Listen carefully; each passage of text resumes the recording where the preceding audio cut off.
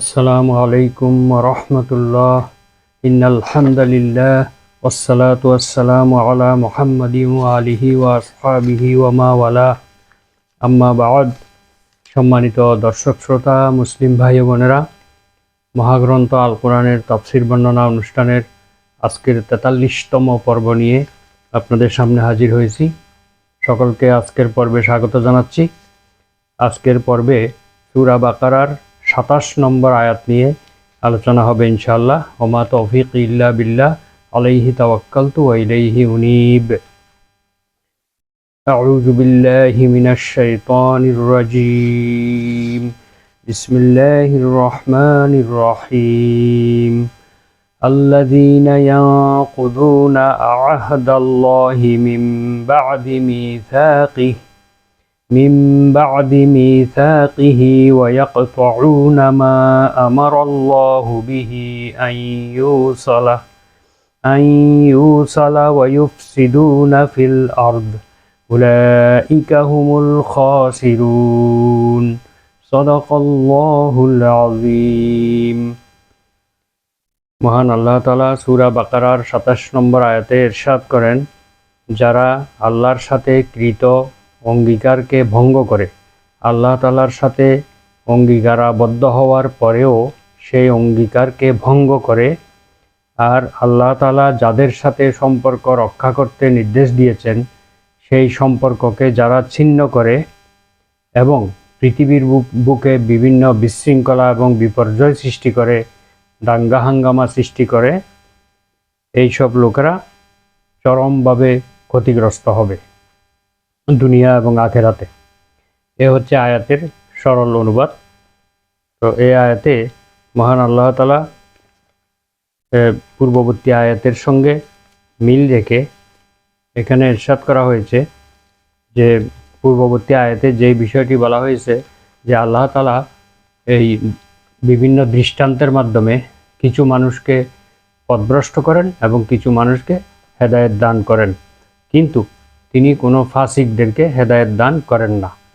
ফাসিক কাকে বলে আমরা গত পর্বে বলেছি, যারা আল্লাহর আনুগত্য থেকে বের হয়ে গিয়েছে তাদেরকে ফাসিক বলা হয়। এই ফাসিক দ্বারা উভয় পক্ষকেই বোঝানো হয়েছে, মুমিনকেও বোঝানো হয়। মুমিনকে যখন ফাসিক বলা হবে তখন এর দ্বারা পাপী মুমিন বুঝাবে, আর যখন মুমিন ছাড়া অন্য কাউকে ফাসিক বলা হবে তখন সেটা কাফির বা অবিশ্বাসীদেরকে বোঝানো হবে। তাহলে আল্লাহ তাআলা এখানে পূর্ববর্তী যে ফাসিকদেরকে আল্লাহ তাআলা পথভ্রষ্ট করে থাকেন, এই ফাসিকদের কিছু দোষ বর্ণনা করা হয়েছে, যে তারা অঙ্গীকার ভঙ্গ করে, নির্দেশ অমান্য করে, পৃথিবীর বুকে বিভিন্ন ফাসাদ সৃষ্টি করে, অর্থাৎ বিশৃঙ্খলা বিপর্যয় সৃষ্টি করে। আর এইসব কাজ মোমেনের কাজ নয়, এটি হলো পাপিষ্টদের কাজ, কাফিরদের কাজ, মুনাফিকদের কাজ। মোমেনের কাজ হলো এইসব কাজের বিপরীত কাজ। তো মহান আল্লাহ তাআলা এই প্রসঙ্গে বলেন যে আফামান ইয়ালামু আন্নামা উনজিলা ইলাইকা মির রাব্বিকাল হাক্কু কামান হুয়া আ'মা ইন্নামা ইয়াতাযাক্কারু উলুল আলবাব।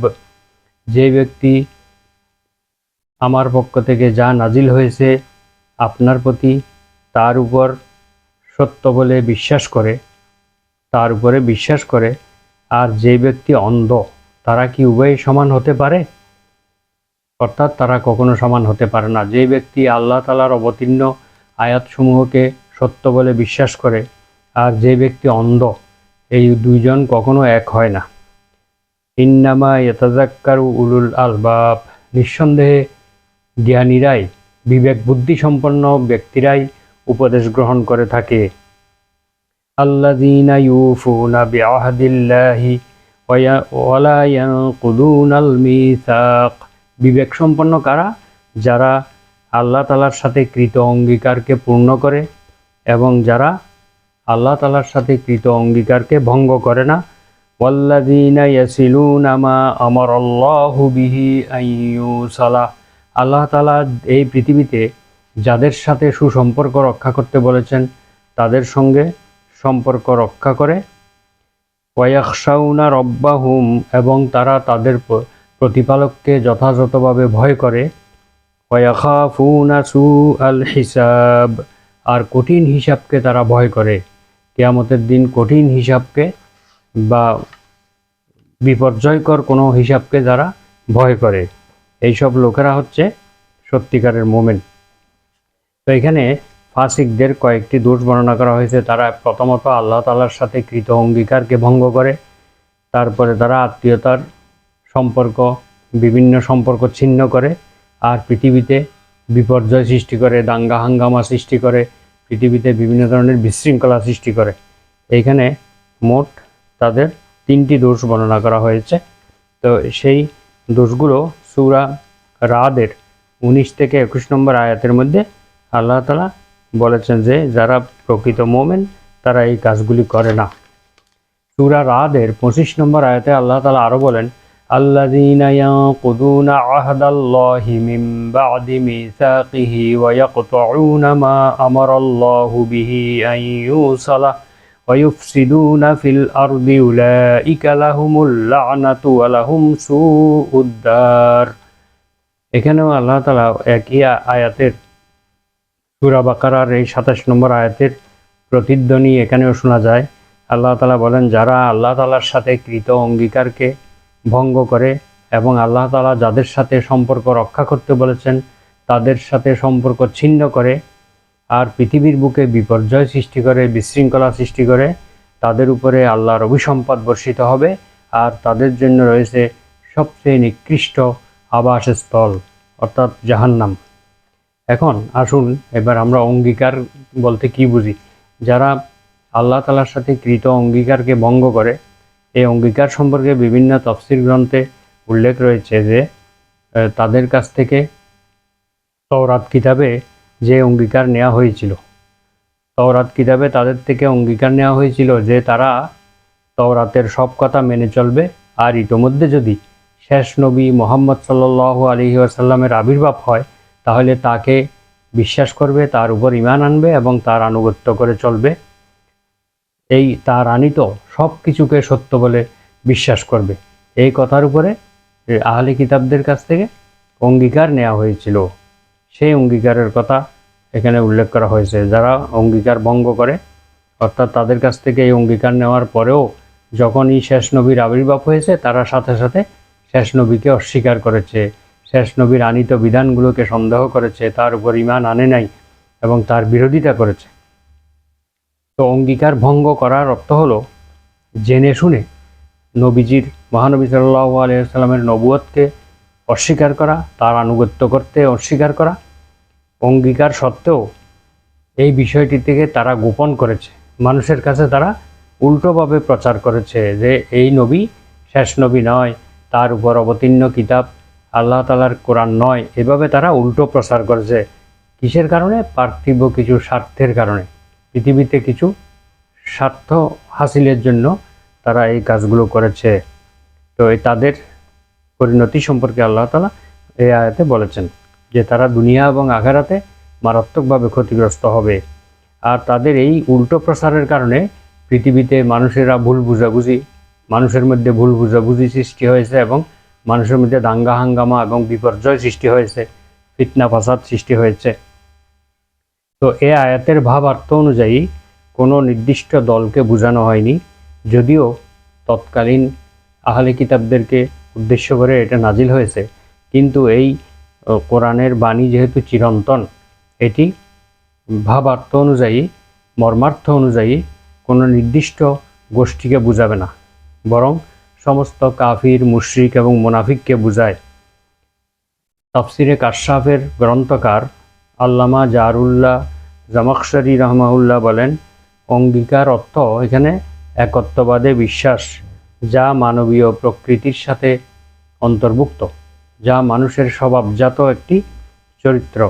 যে মানুষ আল্লাহর একত্ববাদে বিশ্বাস করবে, এটা মানুষের স্বভাবজাত একটি চরিত্র, এটাকেই বোঝানো হয়েছে অঙ্গীকার। যেমন আল্লাহ তাআলা মানব জাতির সকল মানুষের রূহগুলোকে আলমে আরওয়াহের মধ্যে একত্রিত করে সেখানে আল্লাহ তাআলা তাদের কাছ থেকে অঙ্গীকার নিয়েছিলেন। সূরা আরাফের 172 নম্বর আয়াতে আল্লাহ বলেন, ওয়াইজ আখাযা রাব্বুকা মিন বানি আদামা মিন যুহুরিহিম যুররিয়াতাহুম ওয়া আশহাদাহুম আলা আনফুসিহিম আলাস্তু বিরাব্বিকুম ক্বালু বালা শাহিদনা। স্মরণ করুন সে সময়ের কথা, হে রাসূল আপনি স্মরণ করুন সে সময়ের কথা যখন আপনার প্রতিপালক আদমের পৃষ্ঠদেশ থেকে তার বংশধরদেরকে বের করে এনেছিলেন এবং তাদের কাছ থেকে তিনি সাক্ষ্য নিয়েছিলেন নিজেদের উপরে। তারা নিজেরাই নিজেদের ব্যাপারে সাক্ষ্য দিয়েছিল যে এই ব্যাপারে যে আলাস্তু বিরাব্বিকুম, আমি কি তোমাদের প্রভু নই? তারা সকলে ঐক্যবদ্ধভাবে বলেছিল, হ্যাঁ অবশ্যই আপনি আমাদের প্রভু, শাহিদ না, আমরা এই ব্যাপারে সাক্ষী থাকলাম। তারা এটা বলেছিল। তো আল্লামা জামাখশরী বলেন যে এটা হচ্ছে সেই একত্ববাদে বিশ্বাস যা মানবীয় প্রকৃতির সাথে অন্তর্ভুক্ত, যে মানুষ পৃথিবীতে আসার পূর্বেই আল্লাহ তাআলার সাথে ওয়াদাবদ্ধ হয়েছিল। আলাস্তু বিরাব্বিকুম, আল্লাহ বলেছিলেন যে আমি কি তোমাদের প্রভু নই? তখন সকল রূহ ঐক্যবদ্ধভাবে উত্তর দিয়েছিল, ক্বালু বালা, হ্যাঁ অবশ্যই আপনি আমাদের প্রভু, আপনি আমাদের প্রতিপালক। এরপর যেসব কিতাব দেওয়া হয়েছে তাতেও অঙ্গীকার করানো হয়েছে। পৃথিবীতে যত কিতাব এসেছে প্রতিটি কিতাবের মধ্যে তাদের থেকে অঙ্গীকার নেওয়া হয়েছিল। আল্লাহ তাআলা বলেন, ওয়া আউফু বিআহদি উফি বিআহদিকুম, হে মানুষ তোমরা আমার সাথে কৃত অঙ্গীকার পূর্ণ করো, আমিও তোমাদের সাথে কৃত অঙ্গীকার পূর্ণ করব। অর্থাৎ তোমরা যদি আমার সাথে কৃত অঙ্গীকার পূর্ণ করো, ঈমান আনো এবং আমার কিতাবের সমস্ত বিধিবিধানকে মেনে চলো, তাহলে আমিও তোমাদের সাথে কৃত অঙ্গীকার অনুযায়ী তোমাদেরকে জান্নাত দিয়ে আমার ওয়াদা পূরণ করব। কোনো তফসিরকারকগণ বলেন সেই অঙ্গীকার যা আত্মাসমূহের নিকট থেকে নেওয়া হয়েছিল যখন তাদেরকে আদমের পৃষ্ঠদেশ থেকে বের করা হয়েছিল। আদমের পৃষ্ঠদেশ থেকে সকল মানুষকে বের করে আল্লাহ তাদের থেকে ওয়াদা নিয়েছিল, যেটা একটু আগে আয়াত পড়লাম। তো ওয়াদা ভঙ্গ করা অর্থ হলো এই ওয়াদাকে ভুলে যাওয়া, এই ওয়াদাকে ছেড়ে দেওয়া, ইচ্ছে করে জেনে শুনে এটাকে ত্যাগ করা। আবুল আলিয়া রহমাউল্লাহ বলেন, অঙ্গীকার ভেঙে দেওয়ার অর্থ হলো এটা মুনাফিকের কাজ, যাদের 6টি অভ্যাস রয়েছে। এই মুনাফিকদের এই 6টি অভ্যাসকে বোঝানো হয়েছে। সেই 6টি অভ্যাস হলো কথা বলার সময় মিথ্যা কথা বলা, তারপরে প্রতিজ্ঞা করলে বা ওয়াদা করলে ওয়াদা ভঙ্গ করা, আমানত রাখলে তার কাছে সে আমানতের খেয়ানত করা বা আত্মসাৎ করা, তারপরে আল্লাহর অঙ্গীকার দৃঢ়ভাবে পাকাপোক্ত হওয়ার পরে তা ভঙ্গ করা, আল্লাহ তাআলা যেই সকল সম্পর্ক অবিচ্ছিন্ন রাখতে বলেছেন সেগুলোকে ছিন্ন করা, পৃথিবীর বুকে ফাসাদ বা বিপর্যয় সৃষ্টি করা। এই 6টি অভ্যাস মুনাফিকদের চিরন্তন অভ্যাস। তো এই 6টি অভ্যাস তাদের কাছ থেকে পুরোপুরি প্রকাশ পায় যখন তারা কোনো ব্যাপারে জয়যুক্ত হয়। মুনাফিকরা যদি তাদের দুনিয়াতে কোনো কারণে মুসলমানদের উপরে তারা বিজয়ী হতে পারে, তাহলে তারা এই 6টি অভ্যাস পুরোপুরি প্রকাশ করে। কিন্তু তারা যদি কখনো পরাজিত হয়, মুসলমানরা যখন জিতে যায়, তখন তাদের কাছ থেকে 3টি অভ্যাস প্রকাশ পায়। এই 3টি হলো কথা বললে মিথ্যা বলা, ওয়াদা করলে ওয়াদা ভঙ্গ করা, আমানত রাখলে আমানতের খেয়ানত করা। এই 3টা প্রকাশ পায়, আর বাকি 3টা তখন প্রকাশ পায় না। আল্লামা সুদ্দি রহমাহুল্লাহ বলেন, কোরআনের আদেশ এবং নিষেধাবলী পড়া, সত্য বলে জানার পরেও এগুলো না মানা, এটাই হলো অঙ্গীকার ভঙ্গ করা।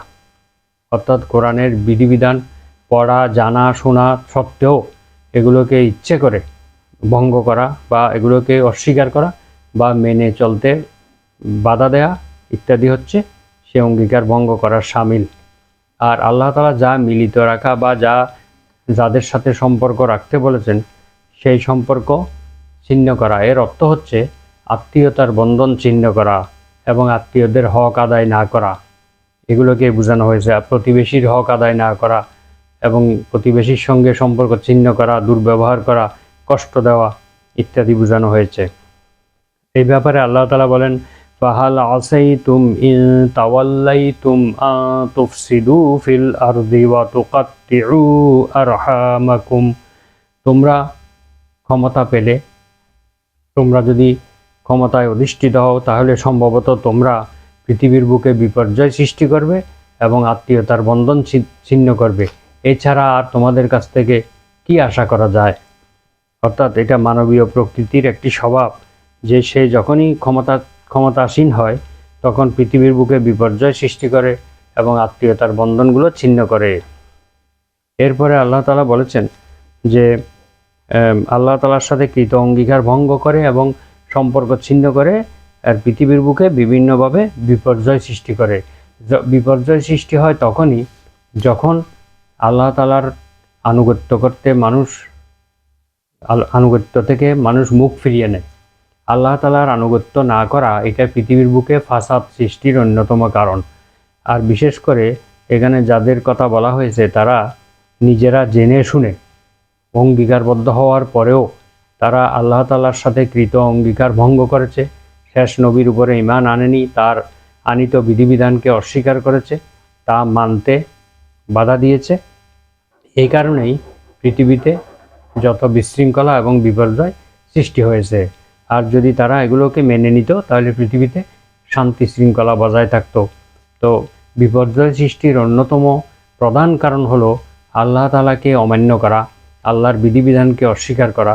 এটাই পৃথিবীর বুকে বিপর্যয় সৃষ্টির অন্যতম কারণ। তো এই কারণগুলো যদি পাওয়া যায় তাহলে তাদেরকে আল্লাহ তাআলা ক্ষতিগ্রস্ত বলেছেন। উলাইকা হুমুল খাসিরুন, এই সমস্ত লোকেরা ক্ষতিগ্রস্ত হবে চরমভাবে। ইবনে আব্বাস রাদিয়াল্লাহু আনহু বলেন, এখানে খাসিরুন শব্দের দ্বারা যদি কোনো মুসলিমকে বোঝানো হয় তাহলে গুনাহগার বা পাপী হওয়াকে উদ্দেশ্য করা হবে। অর্থাৎ যে ক্ষতিগ্রস্ত হবে তার মানে সে পাপিষ্ঠ হবে এবং এই পাপের জন্য সেই শাস্তির যোগ্য হবে। আর যদি অন্য কাউকে উদ্দেশ্য করা হয়, মুসলিম ব্যতীত অন্য কাউকে উদ্দেশ্য করা হয়, তাহলে তার অর্থ হবে কাফির। যারা ক্ষতিগ্রস্ত হবে তারা হচ্ছে কাফির। মানুষ প্রবৃত্তির তাড়নায় দুনিয়ার মোহে আল্লাহর রহমত থেকে দূরে সরে গিয়েছে, এই তারাই হচ্ছে ক্ষতিগ্রস্ত। তাদের সামনে মহান আল্লাহ তাআলার অনুগ্রহ, ইমানের দাওয়াত, নবীর সে আনিত বিধিবিধান, এগুলো ছিল আল্লাহর অনুগ্রহ। হেদায়েতের প্রতি আহ্বান, এগুলো তার জন্য অনুগ্রহ ছিল। সে ইচ্ছে করেই সেই অনুগ্রহগুলোকে পরিত্যাগ করে তার থেকে দূরে সরে গিয়েছে, সুতরাং তারা ক্ষতিগ্রস্ত হয়ে গিয়েছে। মুনাফিক এবং কাফির তাদের ব্যবসায়ে ক্ষতিগ্রস্ত ব্যক্তির মতোই। একজন ব্যক্তি ব্যবসায়ে যদি ক্ষতিগ্রস্ত হয়, তার সব লোকসান হয়, সেই ব্যক্তির যে অবস্থা হবে মুনাফিক এবং কাফির ব্যক্তির কিয়ামতের ময়দানে একই অবস্থা হবে। যখন তারা আল্লাহর দয়া এবং অনুগ্রহের মুখাপেক্ষী হবে, আল্লাহ তাআলার দয়া এবং অনুগ্রহ যখন অত্যন্ত প্রয়োজন হবে, তখনই তারা সেদিন সেই দয়া এবং রহমত থেকে, অনুগ্রহ থেকে বঞ্চিত হবে। কারণ তারা দুনিয়াতে পার্থিব সুখ শান্তি, লোভ লালসার মোহে আল্লাহর সেই রহমত থেকে, অনুগ্রহ থেকে তারা মুখ ফিরিয়ে নিয়েছে। কিয়ামতের দিনও আল্লাহ তাআলা তাদের কাছ থেকে মুখ ফিরিয়ে নেবেন এবং তারা রহমত থেকে, অনুগ্রহ থেকে বঞ্চিত হবে। এটাই হচ্ছে পৃথিবীর বুকে সবচেয়ে, দুনিয়া এবং আখেরাতে সবচেয়ে বড় ক্ষতির কারণ। এর থেকে বড় ক্ষতি আর মানব জীবনে কিছুই হতে পারে না। আল্লাহ তাআলা আমাদেরকে আয়াতের মর্মার্থ অনুধাবন করে তদনুযায়ী আমল করার তৌফিক দান করুন এবং এই আয়াতের শিক্ষা আমাদের জীবনে বাস্তবায়ন করার তৌফিক দান করুন। ওমা তৌফিক ইল্লা বিল্লাহ। সুবহানাকা আল্লাহুম্মা বিহামদিকা আশহাদু আল্লা ইলাহা ইল্লা আনতা আস্তাগফিরুকা ওয়া আতুবু ইলাইক। আসসালামু আলাইকুম ওয়া রাহমাতুল্লাহ।